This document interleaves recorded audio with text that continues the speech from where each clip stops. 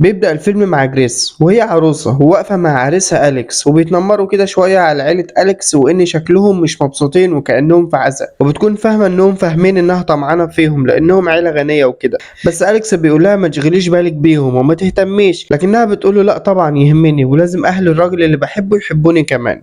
وبيدخل عليهم أخوه دانيال وبيبارك لأخوه وبيهنيهم، وبتكون متحمسة جدا لأنها بعد نص ساعة بس هتكون جزء من عيلة ليدوماس، واللي هي عيلة غنية جدا وأشهر ناس بتعمل ألعاب ورق على الإطلاق. وبيبدأ الفرح والنظرات والحاجات، وبتقول مرات دانيال إن عمرها ما هتكون واحدة مننا. وبيخلص الفرح وبيدخلوا أوضتهم، وفجأة بتتفاجئ جريس بعمة أليكس القرشانة دي وبتقول لهم إن الكل مستني، وبتستغرب جدا من إن حد مستنيهم في وقت زي ده ويوم زي ده. وبيفهمها إنه حاول يقول لها كتير لكن مش بتيجي فرصة، وإنه لازم في منتصف الليل تلعبي لعبة، وإن أي حد جديد بيدخل العيلة بيكون في طقوس معينة كده لازم يعملها. بتستغرب لكنه بيقول لها مش لازم تكسبي في اللعبة ولا حاجة، المهم بس إن أنت تلعبي وتشاركي فيها، وبعدها بتكوني رسميا واحدة من العيلة بتاعتنا. فبتوافق وبتاخد الأمور بمنتهى العبط يعني، ومش عارفة اللي مستنيها المسكين. المهم بتيجي الساعة 12 وبيكونوا كلهم مستنيينهم فعلا، وبتقعد في وسطهم وبيشرح أبوه عم توني إن دي طقوس العيلة من سنين طويلة، وهي ببساطة إننا بنحط في الصندوق ده ورقة فاضية والعضو الجديد بيطلعها ونشوف اللعبة اللي موجودة إيه وبنلعبها. وبتعمل كده جريس فعلا، ولما بتسحب الورقة بتقول لها عمته بيكي القرشانة دي إيه اللعبة اللي في الورقة يا بت؟ فبتقول لها وهي بتضحك استغماية ومستغربة هل هما فعلا هيلعبوها، وبيكونوا كلهم مستغربين ومتفاجئين لأنهم عارفين إن دي أخطر لعبة في الألعاب كلها. فبتسألهم مين هيستخبى ومين هيدور بخفة دم وبراءة كده يا عين عليكي، فبيقولوا لها إن أنت الشخص اللي المفروض هيستخبى. فبيحاول يخرجها أليكس لكن بتكون مبسوطة وعايزة تلعبها، مش عارفة مصلحتك يا عبيطة اسمعي كلامه. فبيقول لها حماها عمتنا أبو أليكس إننا هنعد من 1 ل100 وتقدري تستخبي في أي مكان في البيت، وإنهم مش هيستخدموا الكاميرات علشان يكون في مصداقية في اللعب، وإنها لازم تفضل مستخبية لحد الفجر. وبيتمنى لها التوفيق، وبيبدأ فعلا العد وبتجري جريس علشان تستخبى، وبيشغلوا أغاني معينة كده، وبيظهر عمه توني أبو أليكس وهو بيوزع على باقي أفراد العيلة أسلحة، إشي شوت جن وإشي بلطة وإشي قوس وسهام وحاجات تانية. وبتستخبى جريس فعلا في مكان كده، وبيبدأوا يدوروا عليها، وبتقول أم أليكس له إنها زعلانة على زعله عليها وعارفة إنه بيحبها، لكن دي طقوس العيلة ولازم نتبعها. فبيتعصب ويقوم يمشي هو متنرفز كده، وبنعرف إنه بيدور عليها علشان يحميها من شيء ما، في نفس الوقت اللي بيكون كل أفراد العيلة ماشيين بالأسلحة بيدوروا على حاجة كده. وبتكون جريس زهقت من القعدة وبتقرر تخرج من المكان اللي هي فيه، وهي خارجة فستانها بيشبك في حاجة كده وبيتقطع منه حتة. المهم بيجي المشهد على الخدامة الأولى وهي بتدور على جورجي، وده ولد صغير ابن حد فيهم يعني، وبتبص عليها جريس بالراحة. فجأة بتتمسك كده وبنلاقي أليكس هو اللي ماسكها وكاتم صوتها علشان محدش يعرف مكانها، ويحاول يفهمها على اللي بيحصل، لكن بيسمعوا صوت الخدامة فبيتداروا بسرعة. ولسه بيبص عليها بالراحة لكن بتتضرب برصاصة كده بتاكل نص وشها، وواحدة بتهيص لقيتها لقيتها.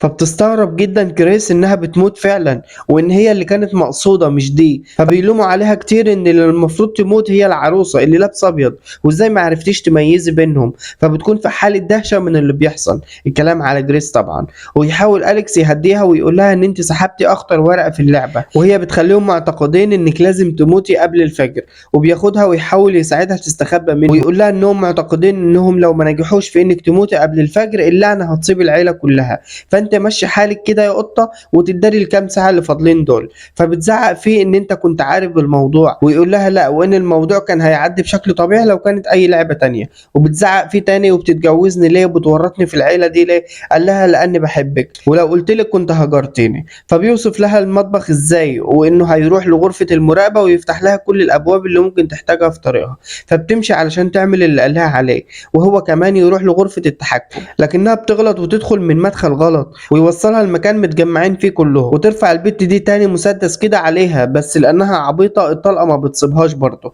وبتقدر تهرب جريس وتحاول تتصل بأي حد لكن محدش بيرد، وبتكون واقفة كده ومرعوبة من الخوف. وفجأة بيدخل عليها دانيال دانيال وبيقول ان هو جاي بس علشان يشرب كاس. وبعد شويه بيقول انه لازم ينادي على الباقيين، بس هو علشان بيحب اخوه ومعجب بيها بيقول لها قدامك 10 ثواني وتختفي من قدامي وهقول لهم ان انت هربتي مني. فبتهرب فعلا من قدامه، ولما بيجوا عليه بيقول لهم انها هربت منه، وبيكونوا كلهم قلقانين لان الوقت بيعدي عليهم وانهم لازم يلاقوها قبل الفجر. وبتقترح خالته ام اليكس انهم لازم يستخدموا الكاميرات علشان يلحقوا يوصلوا لها بسرعه، ويبداوا يوزعوا نفسهم من تاني علشان يلاقوها في اسرع ما يمكن. وبتلاقي جريس مسدس كده وبتاخده معاه. بيكون اليكس وصل لغرفه التحكم وبيفتح الكاميرات علشان يشوفها محتاجه ايه من الابواب ويفتحها لها وتوصل للمطبخ اخيرا. لكن بتسمع صوت صفاره من حد كده، فبتتدارى تحت الترابيزه بسرعه وبتجهز البندقيه معاها. لكن الراجل بيسمع صوت البندقيه وهي بتتجهز، وبتحط في البندقيه رصاصه بالراحه كده. لكن بيتاكد الراجل ده من الصوت وبيقرب اكتر، وبيكون معاه براد كده بيحطه على الترابيزه. فبتعمر جريس البندقيه وبتطلع وراه وموجهه البندقيه ناحيته، لكن بتكون الذخيره مش حيه ولكنها للعرض بس، ولسه هيتهجم عليها. لكن بتمسك البراد وبتخبطه على راسه وبتسيبه وبتجري. وبيروح أليكس عليها المطبخ ويتهجم على الراجل ده بسرعة. أنا مش متأكد الراجل ده هو طباخ ولا عمه، مانيش متأكد بالظبط. المهم بيقول له يسيبها في حالها وملكش دعوة بيها، وبيبقى هو يموته. لكن دانيال أخوه بيهديه وبيقول له إن أنت مش مضطر على كده، وبيتفق هو وأخوه إنه بيحبها وعايزها تخرج من هنا كويسة. وبيخبطوا الراجل ده بحاجة كده في راسه ويقع أليكس مغمى عليه. وبتكون جريس خايفة جدا وواقفة قدام أسانسير كده، لكن بتتفاجئ بواحدة تانية من الخدامات قدامها وبتتفزع لما بتشوفها، وبتفتح ميكروفون الاسانسير علشان تقول لهم مكانها. لكن بيتحرك الاسانسير بالغلط وبيقفل عليها وتسافر يلا بالشفا. ومع ذلك كانت بتحاول تساعدها جريس لكن مش بتقدر، فبتسيبها وبتجري. وبيتجمعوا تاني العيله المجنونه دي وبيكونوا هيتجننوا ان بنت زي دي مش عارفين يوصلوا لها. وطبعا كل ده خوف علشان الوقت بيمر، وانهم لو ما خلصوش عليها قبل الفجر اللعنه هتصيبهم كلهم. وبيكونوا رابطين اليكس بكلبشات كده علشان كان بيحاول يساعدها وانه بيعطلهم في الوصول ليها. وبتكون جريس في مكان عالي كده وبتكون سامعه كل الكلام اللي بيتقال، وبتقرر تنط من فوق علشان توصل للشارع. وفعلا بتعمل كده وبتفضل تجري في الشارع. لكن بيشوفها الطباخ وبيروح وراها بكشاف كده، وبتكون مستخبيه في مكان. وبتشوف ولد صغير وهو جورجي ابن اخت اليكس، ولما بيشوفها بيكون معاه مسدس وبيضرب عليها. لكن الطلقه بتيجي في ايديها فبتضربه كده بالكف فبيغمى عليه. لكن بتشوف معزه كده شكلها يخوف فبتتخض جامد منها وبتقع في مكان كده. بتعرف ان هم كانوا عاملينه مستودع للجثث اللي بيموتوها. بتقوم قرفانه وخايفه قوي من المنظر وبتحاول تطلع من المكان، بس لان ايديها مصابه الطلوع كان بيبقى صعب قوي. لكنها بتحاول برضو لحد ما بتوصل لاخر السلم، وبيقع السلم اللي كانت بتطلع عليه وبتبقى متشعلقه كده بايد واحده. بتيجي تسند بايديها المتعوره، بتنزل ايديها على مسمار وبتصرخ من الوجع. بتستحمل وبتطلع وبتربط ايديها بحته من الفستان بتاعها. وبتشوفها مرات دانيال وبتقول لهم على مكانها، وبتكون هي عند السور بتاع البيت وتحاول تستنجد باي حد لكن محدش بيسمعها. وبتطلع بالعافيه من السور الحديد ده وجسمها بيتقطع وهي بتخرج منه، لكن بتقدر تخرج وبتلحق عربيه كده كانت معديه. بيقف لحظه وبيمشي على طول ما تفهمش ايه اللي حصل. وبيكون الطباخ بيكلم عم توني ابو اليكس وبيقول له انها بره البيت، ويأكد تاني على باقي المجموعه انها لو فضلت عايشه لحد الفجر كلنا هنموت. وبيقرروا يروحوا كلهم يدوروا عليها من تاني. وبيكون اليكس بيحاول يفك نفسه وبيشوفوا جورج ابنهم ويقول لهم انه شافها وضرب عليها نار. بتكون ام بنت العبيطه فخوره بيه قوي كانه خد جايزه في الاولمبياد. المهم بتكون جريس بتجري والطباخ بيجري وراها بالعربيه وبيلحقها وبينزل من العربيه، ولما بيمسكها بتخربشه بضوافرها وبتخنقه لحد ما يغمى عليه، وتاخد العربيه وتهرب بيها وتحاول تتصل بالشرطه بتليفون العربيه وتبلغ عن اللي حصل. ويقول لها المتحدث الآلي انه تم التبليغ ان العربيه دي مسروقه وانها هتتوقف عن الحركه دلوقتي. وفعلا بتقف العربيه وما عادتش بتتحرك. فبيكون جه وراها الطباخ تاني وبيكسر عليها ازاز العربيه وبيضربها بمخدر علشان ياخدها ليهم، وبيكلمهم مكالمه فيديو وفرحان انه جابها ورايح بيها ليهم. لكن بتفوق فجاه وبتخبطوا بحاجه كده وبتتقلب العربيه بيهم هما الاثنين، وبتتقطع المكالمه اللي كانوا متابعينهم منها. وبتفوق جريس وبتطلع من العربيه. بتلاقي فجاه دانيال قدامها ببندقيه وبتقول له انها عارفه انه مش هيموتها، ويقول لها انه معجب بيها لكن ما ينفعش اسيب عيلتي تموت بسببك. وتقول له ده هبل ومحدش هيموت ومفيش حاجه هتحصل. لكن لما بيلمح عمه بيضربها وبيضربها بالقلم وبتقع مغمى عليها، وبياخدها دانيال وعمه ويروحوا على البيت، ولسه أليكس بيحاول يفك الكلبش الملعون اللي هو فيه ده، وبتقعد أمه قدامه تقول لها أنت عارفة إني مش هسمح بإن ده يحصل، فبتقول له أنا كمان مش عايزة ده يحصل بس لازم نحافظ على العيلة. وبتكون جريس جت ومربوطة قدامهم وكلهم لابسين لبس معين وبيقرأوا كلام غريب وبيشربوا حاجة كده غريبة، وبيعمل نفسه دانيال إنه بيشرب معاهم، ولسه هيموتها عمتون أبو أليكس لكن بيرجعوا كلهم دم، وبيفكها دانيال بسرعة وبياخدها وبيجري، وأخيرا بيقدر أليكس يفك نفسه. هي بتسأله أنت قتلتهم؟ بيقول لها لا أنا حطيت سم مؤقت في المشروب لكنه مش مميت، وبعد أسبوع هيبقوا كويسين. ووقت ما يكونوا بيهربوا هي ودانيال بتشوفهم مرات دانيال وبتحاول تقتلها لكنه بيقف قدامها، فبتضرب عليه نار وبيموت، وبتروح عليها جريس وتفضي المسدس وتضربها بظهر المسدس وتلحق دانيال علشان تشكره في لحظاته الأخيرة إنه ساعدها على إنها تهرب منه، لكن بيلحقها عم توني قبل ما تهرب،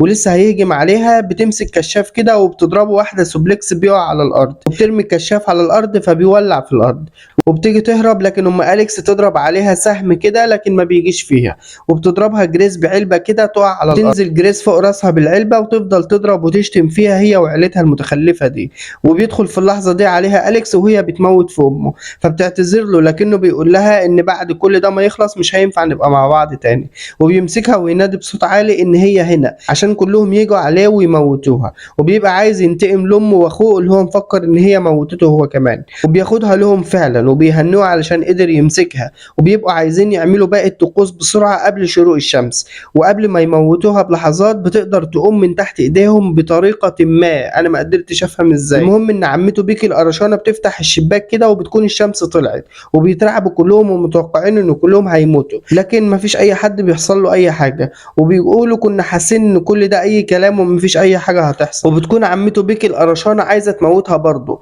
وبتهجم عليها بالبلطة لكن بتتفجر في لحظة قبل ما بتقرب لها، وبيبدأوا يموتوا كلهم واحد ورا واحد، وبيكون أليكس بيقول لجريس إن أنا مش زيهم ما تمشيش، فبتقول له ما تقربليش يا حيوان وترمي له الدبلة في وشه، يقوم متفجر هو كمان، وبتطلع جريس بره البيت وبتقعد على السلم وبيولع البيت كله باللي فيه، وبتكون جريس هي الوريثة الوحيدة لعائلة لي دوماس بكل أملاكها. بس كده يا معلم خلص الفيلم لحد هنا، قول لي رأيك في التعليقات وقول لي اقتراحاتك تحب نعملها الأيام اللي جاية. في الآخر كالعادة اسم الفيلم هيكون في أول تعليق، وصلى على النبي محمد.